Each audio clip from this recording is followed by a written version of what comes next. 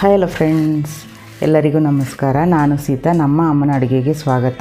ಯಾರೆಲ್ಲ ಸಬ್ಸ್ಕ್ರೈಬ್ ಮಾಡಿದ್ದೀರಾ ಎಲ್ಲರಿಗೂ ಧನ್ಯವಾದಗಳು. ಯಾರೆಲ್ಲ ಸಬ್ಸ್ಕ್ರೈಬ್ ಮಾಡಿದ್ದೀರಾ ನೋಡ್ತಾ ಇದ್ದೀರಾ, ಈಗಲೇ ಹೋಗಿ ಸಬ್ಸ್ಕ್ರೈಬ್ ಮಾಡಿ ಬೆಲ್ಲೈಕನ್ ಕ್ಲಿಕ್ ಮಾಡಿ. ನಾವು ಹಾಕೋ ವೀಡಿಯೋಸ್ ಎಲ್ಲ ನಿಮಗೆ ನೋಟಿಫಿಕೇಷನ್ ಆಗಿ ಬರುತ್ತೆ. ಎಲ್ಲರಿಗೂ ನವರಾತ್ರಿ ಹಬ್ಬದ ಶುಭಾಶಯಗಳು. ಇನ್ನೇನು ದಸರಾ ದೀಪಾವಳಿ ಬರ್ತಾಯಿದೆ. ಈ ವಿಡಿಯೋದಲ್ಲಿ 2 ಸ್ವೀಟ್ ಮಾಡಿದ್ದೀರಿ. ಅದೇನೆಂದರೆ ಒಂದು ಸಜ್ಜಪ್ಪ, ಒಂದು ರವೆಯಿಂದ ಸ್ವೀಟು. ಈ ಸ್ವೀಟು ತುಂಬಾ ರುಚಿಯಾಗಿರುತ್ತೆ, ಮಾಡಲು ತುಂಬಾ ಸುಲಭ. ಬನ್ನಿ ರವೆಯಿಂದ ಸ್ವೀಟ್ ರೆಸಿಪಿ ಹೇಗೆ ಮಾಡೋದು ಅಂತ ನೋಡ್ಕೊಂಡು ಬರೋಣ. ಅದಕ್ಕಿಂತ ಮುಂಚೆ ಈ ವಿಡಿಯೋಗೊಂದು ಲೈಕ್ ಮಾಡಿ, ಶೇರ್ ಮಾಡಿ, ಕಮೆಂಟ್ ಮಾಡಿ, ಹಾಗೆ ಈ ವಿಡಿಯೋನ ಫುಲ್ಲು ನೋಡಿ. ಮೊದಲನೇದಾಗಿ ರವೆಯಿಂದ ಮಾಡೋ ಸ್ವೀಟ್ ರೆಸಿಪಿಗೆ ಬೇಕಾಗಿರುವ ಇಂಗ್ರೀಡಿಯೆಂಟ್ಸ್ ನೋಡ್ಕೊಂಬರೋಣ. ಅರ್ಧ ಕಪ್ ಆಗೋಷ್ಟು ಬಾಂಬೆ ರವೆ, ಡೆಸಿಕೇಟೆಡ್ ಕೊಕೊನಟ್ ಪೌಡರ್ ಬಂದು 1/4 ಕಪ್ ಆಗೋಷ್ಟು ತೊಗೊಂಡಿದ್ದೀನಿ, ಬೆಲ್ಲ 1/4 ಕಪ್ ಆಗೋಷ್ಟು ತೊಗೊಂಡಿದ್ದೀನಿ, 1 ಟೇಬಲ್ ಸ್ಪೂನ್ ಆಗೋಷ್ಟು ತುಪ್ಪ, 1/4 ಟೀ ಸ್ಪೂನ್ ಆಗೋಷ್ಟು ಏಲಕ್ಕಿ ಪುಡಿ, 1 ಚಿಟಿಕೆ ಆಗೋಷ್ಟು ಉಪ್ಪು ಬೇಕಾಗುತ್ತೆ. ಹಾಗೆಯೇ ಡೀಪ್ ಫ್ರೈ ಮಾಡೋದಕ್ಕೆ ಎಣ್ಣೆ. ಮಾಡೋದು ಹೇಗೆ ಅಂತ ನೋಡೋಣ. ಮೊದಲು ಸ್ಟವ್ ಹಚ್ಚಿ ನಾನೊಂದು ಈ ಥರ ಒಂದು ಪಾತ್ರೆನ ಇಟ್ಕೊಂಡಿದ್ದೀನಿ. ಇವಾಗ ಇದಕ್ಕೆ ನಾನು ಬೆಲ್ಲನ ಹಾಕ್ಕೊಂಡಿದ್ದೀನಿ. 1/4 ಕಪ್ ಬೆಲ್ಲಗೆ 1 ಕಪ್ ಆಗೋಷ್ಟು ನೀರನ್ನು ಹಾಕ್ಕೋಬೇಕಾಗುತ್ತೆ. ನೋಡಿದ್ರೆಲ್ಲ ನೀರು ಒಂದು ಸ್ವಲ್ಪ ಜಾಸ್ತಿನೇ ಬೇಕಾಗುತ್ತೆ, ಯಾಕಂದರೆ ನಾವು ರವೆನ ಇದರಲ್ಲಿ ಹಾಕಿ ಮಿಕ್ಸ್ ಮಾಡೋದ್ರಿಂದ ನೀರು ಸ್ವಲ್ಪ ಜಾಸ್ತಿ ಬೇಕು. ಅದಕ್ಕೆ 1 ಕಪ್ ಆಗೋಷ್ಟು ನೀರು ಹಾಕ್ಕೊಂಡು ಬೆಲ್ಲನ ಕರಗಿಸ್ಕೋಬೇಕು. ಇವಾಗ ಇನ್ನೊಂದು ನಾನು ಈ ಥರ ಒಂದು ಪ್ಯಾನನ್ನು ಇಟ್ಕೊಂಡಿದ್ದೀನಿ. ಇವಾಗ ಇದಕ್ಕೆ ನಾನು ಬೆಲ್ಲನ ಈ ಥರ ಫಿಲ್ಟರ್ ಮಾಡಿ ಹಾಕ್ಕೊಂಡು ಈ ಥರ ಕುದಿ ಬರಬೇಕು ಅಷ್ಟೇ. ಈ ಥರ ಕುದಿ ಬಂದಾಗ ಒಂದು ಸ್ವಲ್ಪ ಉಪ್ಪನ್ನು ಹಾಕ್ಕೊಂಡು ಒಂದು ಸತಿ ಮಿಕ್ಸ್ ಮಾಡ್ಕೊತಾ ಇದ್ದೀನಿ. ಈ ಥರ ಮೆಲ್ಲಿಗೆ ನಾವು ಮಿಕ್ಸ್ ಮಾಡ್ಕೋಬೇಕಾಗುತ್ತೆ. ಇವಾಗ ನಾನು ಏಲಕ್ಕಿ ಪುಡಿನ ಹಾಕ್ಕೊತಾ ಇದ್ದೀನಿ. ಇವಾಗ ಇದನ್ನು ಹಾಕಿ ಸಹ ನಾವು ಇದೇ ಥರನೇ ಮಿಕ್ಸ್ ಮಾಡ್ಕೋಬೇಕು.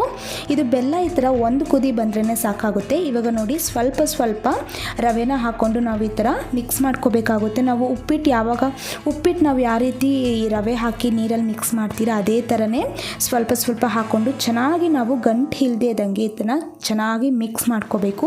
ನೋಡಿದ್ರಲ್ಲ ಇವಾಗ ಎಷ್ಟು ಚೆನ್ನಾಗಿ ಅದು ಮಿಕ್ಸ್ ಆಗಿದೆ ಅಂತ. ಇವಾಗ ನಾನು 1 ಟೇಬಲ್ ಸ್ಪೂನ್ ಆಗೋಷ್ಟು ತುಪ್ಪನ ಹಾಕ್ಕೊಂಡು ಚೆನ್ನಾಗಿ ಒಂದು ಸತಿ ಇದೇ ಥರನೇ ಅದನ್ನು ಮಿಕ್ಸ್ ಮಾಡ್ಕೊತಾ ಇದ್ದೀನಿ. ನೋಡಿದ್ರಲ್ಲ ಇವಾಗ ಇದೇ ಥರನೇ ನಾವು ಚೆನ್ನಾಗಿ ಮಿಕ್ಸ್ ಮಾಡ್ಕೋಬೇಕು. ಇದಕ್ಕೊಂದು ಸ್ವಲ್ಪ ತುಪ್ಪ ಇನ್ನೂ ಬೇಕು ಅಂದರೆ ನೀವು ಒಂದು ಸ್ವಲ್ಪ ಹಾಕ್ಕೋಬೋದು. ಇವಾಗ ನೋಡಿ ನಾನು ಮತ್ತೆ 1 ಸ್ಪೂನ್ ಆಗೋಷ್ಟು ತುಪ್ಪನ ಹಾಕ್ಕೊಂಡು ಒಂದು ಸತಿ ಚೆನ್ನಾಗಿ ಮಿಕ್ಸ್ ಮಾಡ್ಕೊತಾ ಇದ್ದೀನಿ. ಇವಾಗ ಕರೆಕ್ಟಾಗಿ ಇದೆ ಕನ್ಸಿಸ್ಟೆನ್ಸಿ. ಇವಾಗ ಇದನ್ನು ನಾವು ಒಂದು ಪ್ಲೇಟಿಗೆ ಟ್ರಾನ್ಸ್ಫರ್ ಮಾಡ್ಕೋಬೇಕಾಗುತ್ತೆ. ಇವಾಗ ಇದೆಲ್ಲ ತಣ್ಣಗಾಗೋದಕ್ಕೆ ಬಿಡಬೇಕು. ಸ್ವಲ್ಪ ತಣ್ಣಗಾದ್ಮೇಲೆ ಕೈಯಲ್ಲಿ ಚೆನ್ನಾಗಿ ಇದೇ ಥರನೇ ನಾದ್ಕೋಬೇಕಾಗುತ್ತೆ. ನೋಡಿದ್ರಲ್ಲ ಅದು ಕರೆಕ್ಟಾಗಿ ರವೆ ಏನಿದೆ ಅದು ನಾವು ಬೆಲ್ಲ ಇದು ನೀರಲ್ಲಿ ಮಿಕ್ಸ್ ಮಾಡಿ ಇಟ್ಕೊಂಡಿದ್ದೀರಿಲ್ಲ, ಇದೆಲ್ಲ ಚೆನ್ನಾಗಿ ಸಾಫ್ಟ್ ಆಗಬೇಕು. ಅದಕ್ಕೋಸ್ಕರ ನಾವು ಕೈಯಲ್ಲೇ ಚೆನ್ನಾಗಿ ಇದೇ ಥರನೇ ಮಿಕ್ಸ್ ಮಾಡಿಕೊಂಡು ನಾದ್ಕೋಬೇಕು. ಇವಾಗ ನಾನು ಡೆಸಿಕೇಟೆಡ್ ಕೊಕೊನಟ್ ಪೌಡರ್ನ ಹಾಕ್ಕೊಂಡು ಇದನ್ನು ಸಹ ನಾವು ಚೆನ್ನಾಗಿ ಇದೇ ಥರನೇ ಕಲಿಸ್ಕೋಬೇಕಾಗುತ್ತೆ. ಅದು ತೆಂಗಿನಕಾಯಿ ಅದು ಏನಿದೆ ಡೆಸಿಕೇಟೆಡು, ಇದು ಚೆನ್ನಾಗಿ ಎಲ್ಲ ಸೆಟ್ ಆಗೋವರೆಗೂ ನಾವು ಇದನ್ನು ಕಲಿಸ್ಕೊಂಡಾಗಿದೆ. ನೋಡಿದ್ರಲ್ಲ ಯಾವ ರೀತಿ ಕರೆಕ್ಟಾಗಿ ಸೆಟ್ ಆಗಿದೆ ಅಂತ. ಇವಾಗ ನಾನು ಈ ಥರ ಮಣೆ ಮೇಲೆ ಸ್ವಲ್ಪ ತುಪ್ಪ ಹಾಕ್ಕೊಂಡು ಈ ಥರ ಎಲ್ಲ ಕಡೆ ಇವನಾಗಿ ಸ್ಪ್ರೆಡ್ ಮಾಡ್ಕೊಂಡಿದ್ದೀನಿ. ಇವಾಗ ಇದೇ ಥರನೇ ನಾನು ಮೀಡಿಯಮ್ ಸೈಜು ಉಂಡೆ ತೊಗೊಂಡಿದ್ದೀನಿ. ಈ ಥರ ತಗೊಂಡು ಈ ಥರ ಲೈಟಾಗಿ ಹಿಂಗೆ ಪ್ರೆಸ್ ಮಾಡ್ಕೋಬೇಕಾಗುತ್ತೆ. ಪ್ರೆಸ್ ಮಾಡಿಕೊಂಡು ಈ ಥರ ಲಟ್ಟಣಿಗೆದಲ್ಲಿ ನಾನು ಇದೇ ಥರನೇ ತಿಕ್ಕಾಗಿ ಸ್ವಲ್ಪ ದಪ್ಪ ಇರಬೇಕು, ತುಂಬ ತೆಳ್ಳಗೆ ಉಜ್ಜಕ್ಕೆ ಹೋಗಬೇಡಿ. ಈ ಥರ ಮೀಡಿಯಮ್ ಸೈಜಲ್ಲಿ ನಾವು ಇದೇ ಥರನೇ ಇದನ್ನು ನಾವು ಚಪಾತಿನ ಹೇಗೆ ಉಜ್ತೀರ ಅದೇ ಥರನೇ ನಾವು ಇದನ್ನು ಲಟ್ಟಣಿಗೆ ಸಹಾಯದಿಂದ ನಾವು ಈ ಥರ ರೌಂಡ್ ಶೇಪಲ್ಲಿ ಇದು ಮಾಡ್ಕೋಬೇಕಾಗುತ್ತೆ. ಈ ಥರ ಎಲ್ಲ ಅಗಲವಾಗಿ ಮಾಡ್ಕೊಂಡಿದ್ದಾದಮೇಲೆ ಈ ಥರ ಚಿಕ್ಕದೊಂದು ಬೌಲು, ನಿಮ್ಮ ಹತ್ರ ಈ ಥರ ಚಿಕ್ಕದು ಬೌಲ್ ಆಗಿರ್ಬೋದು, ಇಲ್ಲಾಂದರೆ ಯಾವುದಾದ್ರೂ ಕ್ಯಾಪು ಮೀಡಿಯಮ್ ಸೈಜ್ ಕ್ಯಾಪ್ ಇದ್ರೂ ಸಹ ನಾವು ಈ ಥರ ಮಾಡ್ಕೋಬೋದು. ಇವಾಗ ನೋಡಿದ್ರಲ್ಲ ಇದೇ ಥರನೇ ನಾನು ಮಾಡ್ಕೊಂಡಿದ್ದೀನಿ. ಈ ಥರ ದಪ್ಪ ಇರಬೇಕು, ಆವಾಗ ಕರೆಕ್ಟಾಗಿ ಬರುತ್ತೆ. ಇವಾಗ ಇದೇ ಥರನೇ ನಾನು ಇದೆಲ್ಲ ಮಾಡಿ ಇಟ್ಕೊತಾ ಇದ್ದೀನಿ ಸಪ್ರೇಟಾಗಿ. ಮತ್ತು ಇದರ ಎಕ್ಸ್ಟ್ರಾ ಬರೋದನ್ನೆಲ್ಲ ನಾನು ತೆಗಿತಾ ಇದ್ದೀನಿ. ಇವಾಗ ಇದೇ ಥರನೇ ನಾವು ಮಾಡಿ ಇಟ್ಕೋಬೋದು, ತುಂಬಾ ಚೆನ್ನಾಗಿ ಬರುತ್ತೆ. ನೋಡಿದ್ರಲ್ಲ ಇವಾಗ ಸ್ಟವ್ ಹಚ್ಚಿ ನಾನೊಂದು ಪ್ಯಾನನ್ನು ಇಟ್ಕೊಂಡಿದ್ದೀನಿ. ಇವಾಗ ನಾನು ಎಣ್ಣೆನ ಹಾಕ್ಕೊತಾ ಇದ್ದೀನಿ. ಎಣ್ಣೆ ಬಿಸಿ ಆಗೋದಕ್ಕೆ ಬಿಡಬೇಕಾಗುತ್ತೆ. ನೋಡಿ ಎಣ್ಣೆ ಎಲ್ಲ ಬಿಸಿ ಆಗೋದಕ್ಕೆ ನಾನು ಮೀಡಿಯಮ್ ಫ್ಲೇಮಲ್ಲೇ ಇಟ್ಕೊಂಡಿದ್ದೆ, ಹೈ ಫ್ಲೇಮ್ ಕೊಡೋಕ್ಕೆ ಹೋಗಬೇಡಿ. ಇದನ್ನು ನಾವು ಮೀಡಿಯಮ್ ಫ್ಲೇಮಲ್ಲೇ ಅದನ್ನು ಫ್ರೈ ಮಾಡ್ಕೋಬೇಕಾಗುತ್ತೆ. ಇವಾಗ ನೋಡಿದ್ರಲ್ಲ ಇದೇ ಥರನೇ ಒಂದೊಂದಾಗಿ ನಾನು ಬಿಡ್ತಾ ಇದ್ದೀನಿ. ಬಿಟ್ಟಿದ ತಕ್ಷಣ ನಾವು ಅದನ್ನು ಏನು ಮಾಡಬಾರ್ದು, ಕೈ ಆಡ್ಸೋಕ್ಕೆ ಹೋಗ್ಬಿಡಿ, ಒಡೆಯೋಂಥ ಚಾನ್ಸಸ್ ಇರುತ್ತೆ ಅದು. ಅದಕ್ಕೆ ಒಂದು ಸ್ವಲ್ಪ ತಾದ್ಮೇಲೆ ನೋಡಿ ಕಲರೆಲ್ಲ ಲೈಟಾಗಿ ಚೇಂಜ್ ಆಗಿ ಅದು ಉಬ್ಬುತ್ತೆ. ಪೂರಿ ಹೇಗೆ ನಾವು ಹಾಕಿದಾಗ ಉಬ್ಬುತ್ತೆ ಅದೇ ಥರನೇ ಇದು ಕೂಡ ಈ ಥರ ಉಬ್ಬುತ್ತೆ.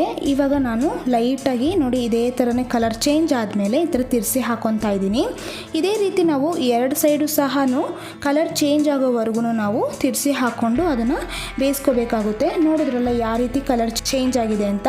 ನಾವು ಕಜ್ಜಾಯ ಎಲ್ಲ ಮಾಡ್ತಿರಲ್ಲ, ಅದು ಯಾವ ರೀತಿ ಮಾಡ್ಕೊತೀರಿ ಅದೇ ರೀತಿಯೂ ಮಾಡ್ಕೋಬೇಕಾಗುತ್ತೆ. ಇದನ್ನು ನಾನು ಒಂದೊಂದಾಗಿ ಈ ಥರ ತೆಗ್ದು ಟಿಶ್ಯೂ ಪೇಪರ್ ಹಾಕಿಟ್ಕೊಂಡಿದ್ದೆ ಒಂದು ಪ್ಲೇಟಲ್ಲಿ, ಅದರಲ್ಲಿ ಹಾಕಿಟ್ಕೊಂಡಿದ್ದೀನಿ. ನೋಡಿದ್ರಲ್ಲ ಪೂರ್ತಿಯಾಗಿ ಎಲ್ಲ ರೆಡಿಯಾಗಿದೆ. ಇವಾಗ ಎರಡನೇದಾಗಿ ನಾನು ಮಾಡ್ತಿರೋಂಥ ರೆಸಿಪಿ ಸಜ್ಜಪ್ಪ ಮಾಡೋದು ಹೇಗೆ ಅಂತ ತೋರಿಸ್ತಾ ಇದ್ದೀನಿ. ಇದಕ್ಕೆ ಬೇಕಾಗಿರುವ ಇಂಗ್ರೀಡಿಯೆಂಟ್ಸ್ ನೋಡ್ಕೊಂಬರೋಣ. ಅರ್ಧ ಕಪ್ ಆಗೋಷ್ಟು ಮೈದಾ ಹಿಟ್ಟು, ಅರ್ಧ ಕಪ್ ಆಗೋಷ್ಟು ಸೂಜಿ ರವೆ ತೊಗೊಂಡಿದ್ದೀನಿ, ಸಣ್ಣ ರವೆ ಅಂತಾರಲ್ಲ ಅದು, 1 ಕಪ್ ಆಗೋಷ್ಟು ಬೆಲ್ಲ, ಹಾಗೆಯೇ ಇಲ್ಲಿ ಗಸಗಸೆ 1 ಟೇಬಲ್ ಸ್ಪೂನ್ ತೊಗೊಂಡಿದ್ದೀನಿ. ಹಾಗೆಯೇ ಸೂಜಿ ರವೆ ಸಪ್ರೇಟಾಗಿ ನಾನು 2 ಟೇಬಲ್ ಸ್ಪೂನ್ ತೆಗೆದಿಟ್ಕೊಂಡಿದ್ದೀನಿ. ತೆಂಗಿನಕಾಯಿ ತುರಿ 1 ಕಪ್ ಅಷ್ಟು ತೊಗೊಂಡಿದ್ದೀನಿ. ತುಪ್ಪ 2 ಟೇಬಲ್ ಸ್ಪೂನ್, ಏಲಕ್ಕಿ ಪುಡಿ ಅರ್ಧ ಟೀ ಸ್ಪೂನ್, ಹಾಗೆಯೇ ಉಪ್ಪು 1/4 ಟೀ ಸ್ಪೂನ್ ಆಗೋಷ್ಟು ತೊಗೊಂಡಿದ್ದೀನಿ. ಎಣ್ಣೆ ಡೀಪ್ ಫ್ರೈ ಮಾಡೋದು ಹೇಗೆ ಅಂತ ನೋಡೋಣ. ಮೊದಲು ನೋಡಿ ನಾನು ಇಲ್ಲಿ ಮೈದಾ ಹಿಟ್ಟನ್ನು ಹಾಕ್ಕೊತಾ ಇದ್ದೀನಿ. ಅರ್ಧ ಕಪ್ ಆಗೋಷ್ಟು ಮೈದಾನ ತಗೊಂಡ್ರೆ ಸೂಜಿ ರವೆ ಅರ್ಧ ಕಪ್ ಅಷ್ಟು ತೊಗೊಂಡಿದ್ದೀನಿ. ಹಾಗೆಯೇ ಉಪ್ಪನ್ನು ಹಾಕ್ಕೊತಾ ಇದ್ದೀನಿ. ಇವಾಗ ಇಷ್ಟನ್ನು ನಾವು ಮಿಕ್ಸ್ ಮಾಡ್ಕೋಬೇಕಾಗುತ್ತೆ. ಮೊದಲು ಇಲ್ಲಿ ಕಣಕನ ರೆಡಿ ಮಾಡ್ಕೊತಾ ಇದ್ದೀನಿ. ಇವಾಗ ಇದಕ್ಕೆ ನಾನು ನೀರನ್ನು ಹಾಕ್ಕೊಂಡು ಕಲಿಸ್ಕೊತಾ ಇದ್ದೀನಿ. ನೀರು ಒಂದೇ ಸತಿ ಹಾಕಕ್ಕೆ ಹೋಗ್ಬಿಡಿ, ಸ್ವಲ್ಪ ಕನ್ಸಿಸ್ಟೆನ್ಸಿ ನೋಡಿಕೊಂಡು ನೀರು ಹಾಕ್ಕೋಬೇಕಾಗುತ್ತೆ. ಮೊದಲು ಸ್ವಲ್ಪ ಹಾಕ್ಕೊಂಡು ನಾನು ಹಿಟ್ಟನ್ನು ಕಲಿಸ್ಕೊಂಡು ಮತ್ತೆ ಸ್ವಲ್ಪ ಹಾಕ್ಕೊಂಡು ಕಲಿಸ್ಕೊತಾ ಇದ್ದೀನಿ. ಇವಾಗ ಕೈಯಲ್ಲೇ ಚೆನ್ನಾಗಿ ಕಲಿಸ್ಕೋಬೇಕಾಗುತ್ತೆ. ಇವಾಗ ನೋಡಿದ್ರಲ್ಲ ನೀರು ಒಂದು ಸ್ವಲ್ಪ ಬೇಕಾಗಿತ್ತು.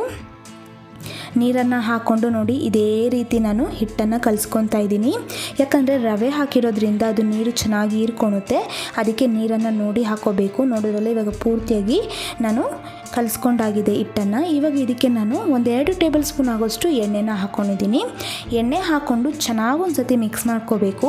ಅದು ಎಣ್ಣೆ ಎಲ್ಲ ನಾವು ಏನಿಲ್ಲಿ ಹಿಟ್ಟನ್ನು ಕಲಿಸ್ಕೊಂಡಿದ್ದೀರಿ ಇದು ಚೆನ್ನಾಗಿ ಎಣ್ಣೆ ಹೀರ್ಕೋಬೇಕು. ಅದಕ್ಕೆ ನಾವು ಇದನ್ನು 2 ಗಂಟೆ ಕಾಲ ಹಾಗೆಯೇ ನೆನೆಯೋದಕ್ಕೆ ಬಿಡಬೇಕಾಗುತ್ತೆ.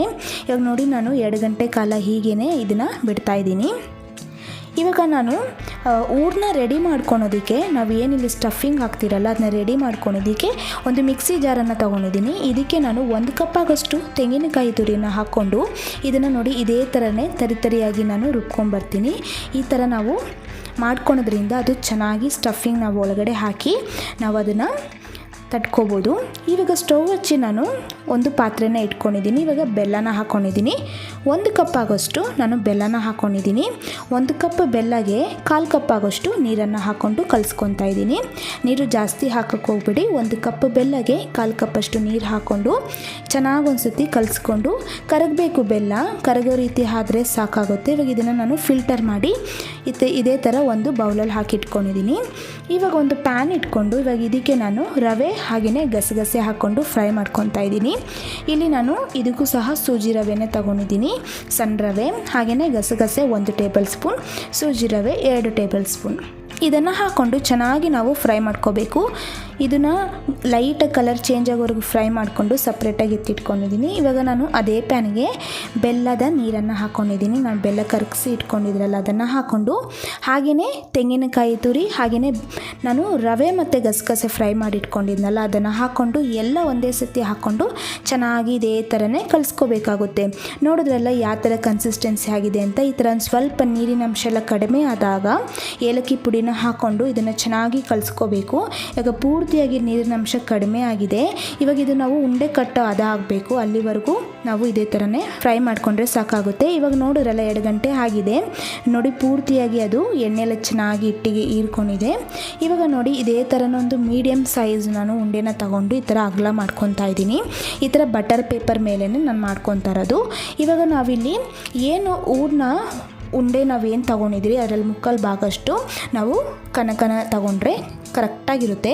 ಇವಾಗ ಒಳಗಡೆ ಈ ಥರ ಸ್ಟಫ್ ಮಾಡಿಕೊಂಡು ಮೇಲ್ಗಡೆ ಹಿಟ್ಟೆಲ್ಲ ಇದು ಚೆನ್ನಾಗಿ ಈ ಥರ ಕ್ಲೋಸ್ ಮಾಡಿಕೊಂಡು ಇದನ್ನು ಹಾಗೆಯೇ ತಟ್ಕೋಬೇಕಾಗುತ್ತೆ.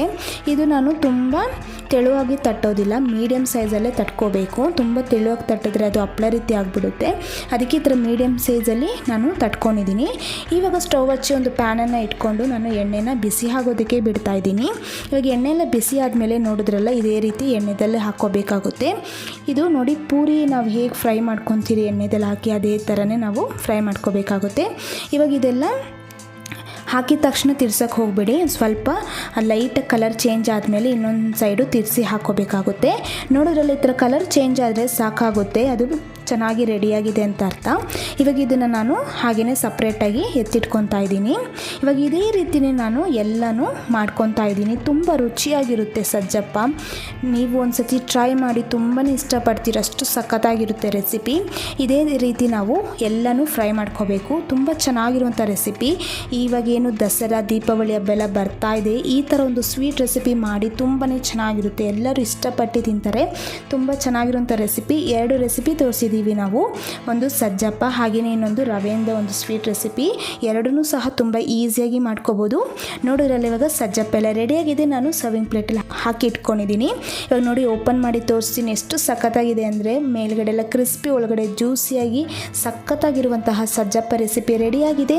ಹಾಗೆಯೇ ನೋಡಿದ್ರಲ್ಲ, ಈ ರೆಸಿಪಿನೂ ಸಹ ಬೆಲ್ಲದಿಂದ ಮಾಡಿರುವಂತಹ ರವಾ ಸ್ವೀಟು ಸಖತ್ತಾಗಿರುತ್ತೆ, ಕ್ರಿಸ್ಪಿಯಾಗಿರುತ್ತೆ ಈ ರೆಸಿಪಿ ಅಂತೂ. 2 ರೆಸಿಪಿ ನಿಮಗೆ ಇಷ್ಟ ಆಗಿದೆ ಅಂದ್ಕೊತೀನಿ. ನೀವು ಸಹ ಒಂದ್ಸತಿ ಟ್ರೈ ಮಾಡಿ ಹೇಗೆ ಬಂತು ಅಂತ ನಿಮ್ಮ ಅನಿಸಿಕೆ ಅಭಿಪ್ರಾಯಗಳನ್ನು ಕಮೆಂಟ್ ಮೂಲಕ ತಿಳಿಸಿ. ಹಾಗೆಯೇ ಮತ್ತಷ್ಟು ಈಸಿ ರೆಸಿಪೀಸಿಗೆ ನಮ್ಮ ಅಮ್ಮನ ಅಡುಗೆ ಚಾನಲ್ನ ಸಬ್ಸ್ಕ್ರೈಬ್ ಮಾಡ್ಕೊಳ್ಳಿ. ಪಕ್ಕದಲ್ಲಿ ಬರುವ ಬೆಲ್ ಐಕನ್ನ ಕ್ಲಿಕ್ ಮಾಡ್ಕೊಳ್ಳಿ. ಈ ವಿಡಿಯೋ ನೋಡಿರುವ ಎಲ್ಲ ವೀಕ್ಷಕರಿಗೂ ಧನ್ಯವಾದಗಳು.